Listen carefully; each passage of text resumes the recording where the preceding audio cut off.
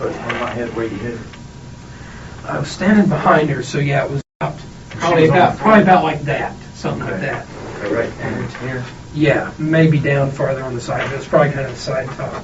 But because I think I did it with this hand. No, it was probably this hand because I'm right-handed, and that was my stronger hand. So yeah, it was probably this. Right and you were behind her. Yeah, I was behind her and just whack. And she was where? Sitting in the floor, like in front of the TV and the rat cage. Okay. It was right up against the rat cage almost. I had to kind of wait for her to get in a position. I didn't want her to like fall over on the rat cage. But so I whacked her with that, and she's like, ow, and started crying, and she's like, oh God, I'm sorry, my God, I'm sorry, and just saying I'm sorry over and over mostly. And so I whacked her again, and she jumped up, and I couldn't believe it didn't knock her out. I hit her. It's all kind of a blur once it started happening, but I hit her, I think 3 times, maybe 4. But with each time with the same cutting board? Yeah. And as hard as you could. Yeah, I mean, every time I got harder because I was like, she's not going down. Yeah, so I'm like, why isn't she unconscious yet? Because you think when you hit somebody and hit her, they're going to go. Because you see it on TV. Yeah. Did she resist?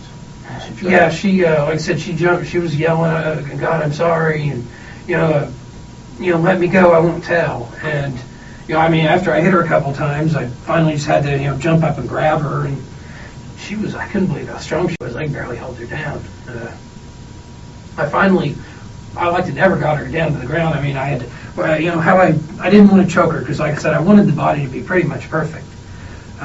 So I didn't want to leave the marks around her neck or anything. So I just climbed my hand over. Were you behind her, or were you looking? Yeah. Did you have her on the ground? No, I was. Like I said, she got up and was trying to run around, and I grabbed her from behind, was kind of hugging her with mouth over her hand over her mouth and nose. And eventually, after she started getting weaker and stuff, and I mean, we flopped around. I've got pretty bad carpet burns on my knees from it because I said she put up a. And just for me to understand, let's see, this is your right leg. It's on both of them, but this one's the worst. So you were wearing shorts at the time? Yeah. And you're telling me this is from the incident with. Yeah. Okay. Because you were on. Yeah, it's from struggling. You were struggling. Struggling with her on the ground. Because then, once I finally got her down to the ground. Finally got her. I mean, we struggled. It took me probably 15, 20 minutes to kill her. To get her completely dead. Because then even after, well, anyway, I struggled with her for a minute. Finally got her down to the ground on her stomach, and so I was kind of sitting on her back, with my mouth over. Or no, she was on her back. Yeah, but I was sitting on her, clamping my hand down. So you were looking down at her face, and you were covering her mouth. Yeah, kind of sitting on her. Not really putting my full weight on her, kind of like on my knees with a little bit of my weight on her stomach to hold her down. And did you feel aroused at that point? Very, yeah. By the time I got done killing her, my underwear was soaked. When you get aroused, it'll start, kind of leaking a little. Pre-ejaculation. Yeah, it was. My underwear was pretty much soaked by the time she, even before she was completely dead. But, so are you telling me you were sexually gratified during this struggle? Pretty much, yeah. Did you have an orgasm, or was it just? I didn't orgasm, but I was, very, very aroused. You had an erection, right? Yeah. And, just standing there behind her debating on killing her or not, I was starting to get an erection.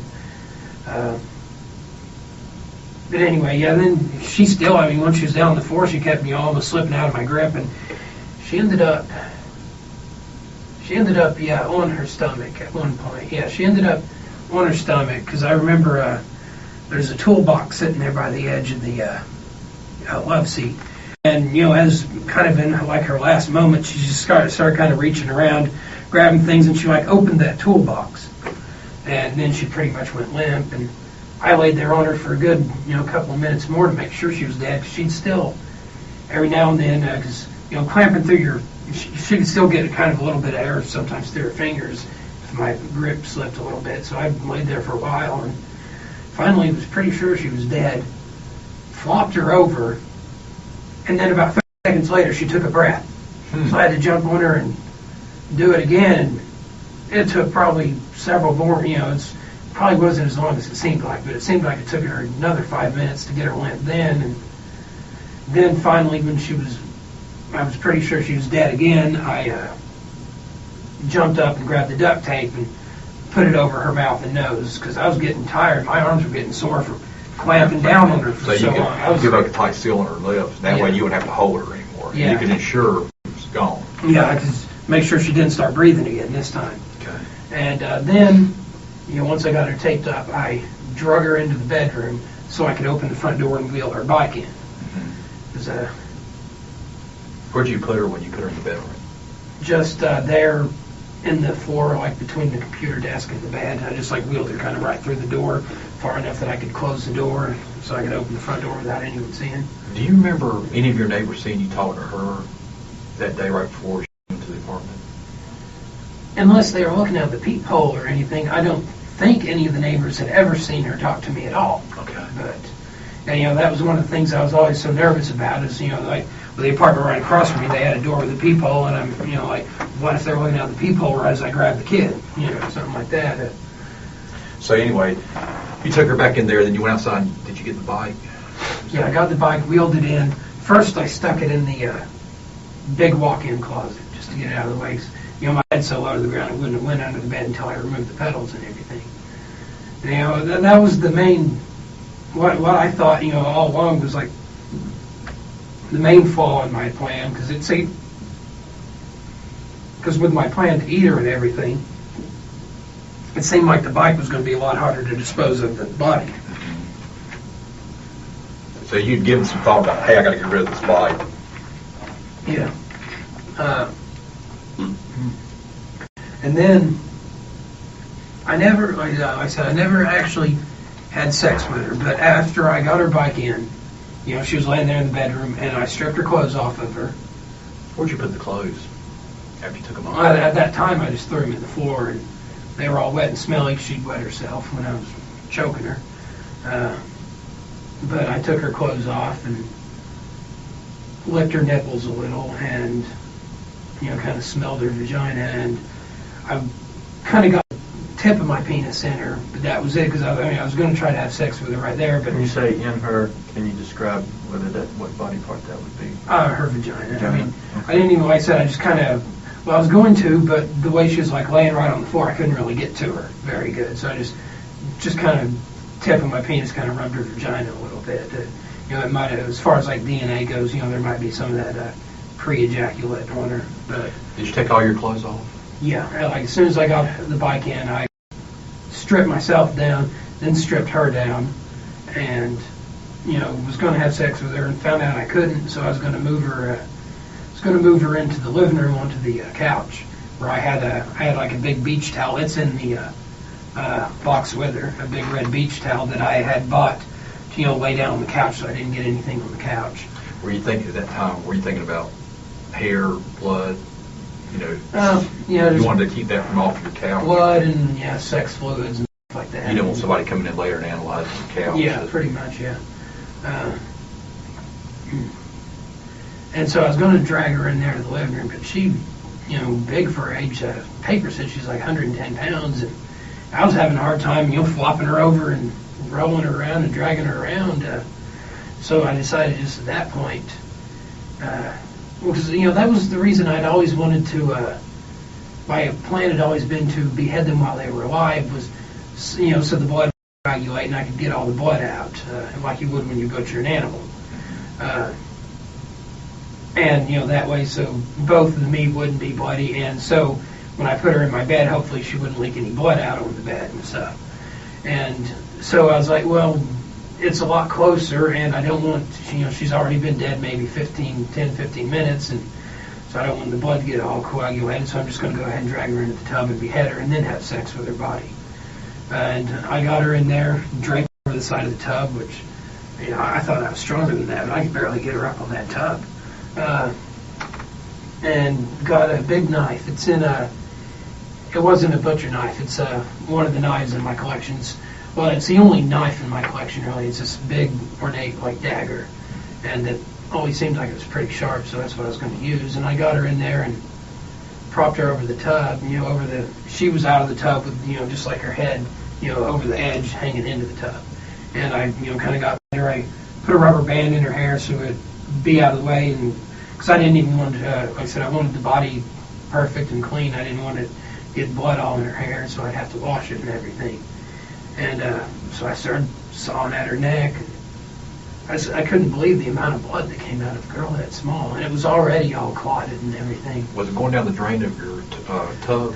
I had a bowl, a big, white bowl. It's in the kitchen on top of the microwave. I was going to try to collect, a lot of the blood in that, probably taste of it. And but then when it started coming out, it was, pretty much hard to get to go where I wanted it. And like I said, it was already all dark and clotted and gross looking anyway. So, most of it was just going down the tub. I had the water running, and it still almost clogged the drain. It was so clotted already. And did you ever pour any Drano down the toilet? I didn't have any Drano. I was going to go out and buy some, but all I had was I poured like some other cleansers, some toilet bowl cleanser and stuff down there to help hopefully break it up a little bit, because I was afraid it'd like back the pipes up or something and back up into other people's apartment or something. But they'd know something was going on when they, then they'd find her missing and know that someone in the apartment complex killed her. Okay. So you had trouble sawing her head off? Yeah, that's what. I was trying to remember where I was. I went, got I guess to her spine, and I just sawed and could not get it at last. And I was pretty much exhausted by then. And like I said, as soon as I hit her, I wished I hadn't started this, but as soon as I hit her the first time, I was like, well, now it's too late. I can't stop now. Yeah. I mean, that was the only reason I even went through with any of it. And then, like I said, I was disgusted at first, but then once I was climbing down on top of her, holding her down, choking her, I got aroused again. Okay. But so at this point, I was just disgusted. I was like, God, this mess. And because I couldn't even keep the blood in the tub. It was running down her and right down the side of the tub into the floor. And I was like, at this point, I just clean up this mess and get the body out of here. I'm not even going to have sex with her. Okay. And so I was already pretty upset. I can't believe I did this. Wish I hadn't did it. Wish I could take it back. Right. And so at that point, did you start thinking of coming up with a plan that I won't get caught? Yeah, I had to change all my plans since I was going to be a body. And were you thinking about how am I going to dispose of the body and how am I going to dispose of the bicycle?